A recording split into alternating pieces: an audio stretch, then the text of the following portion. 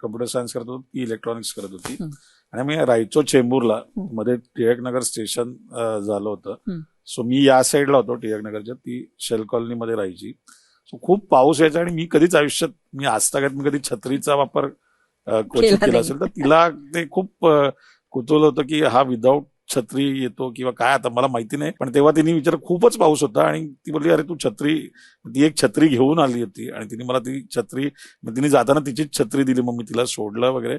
आणि मग कारण इंजिनिअरिंग कॉलेजमध्ये तसं बघायला गेलं तर मुली कमी असतात, मुलांचं रेशो जास्त असतो. मेडिकलला मुली जास्त असतात आणि मुलं कमी असतात. आणि बेसिकली ती कानडी आहे, ती कर्नाटकची आहे. पण काय म्हणतो ते आता 1993 ला चालू झालेला हा प्रवास, तो काय छत्री मधला जो प्रवास आहे, रेल्वे स्टेशनच्या प्लॅटफॉर्म मधला प्रवास आहे, तो आता जवळजवळ 31 वर्ष चालू आहे. So Touchwood. शिल्पा, हाच का ग, ह्यालाच का विचारलंस? इतके सगळे कॉलेजमध्ये मित्र असताना. ऍक्च्युली रोज ऑब्झर्व करायची ना, हा, जसं तो बोलला त्याच्याकडे छत्रीच नसायची कधी. तर मी माहित नाही का, पण I got attracted towards him. I just thought की मी त्याला विचारलं पाहिजे, खूप पाऊस पडतोय.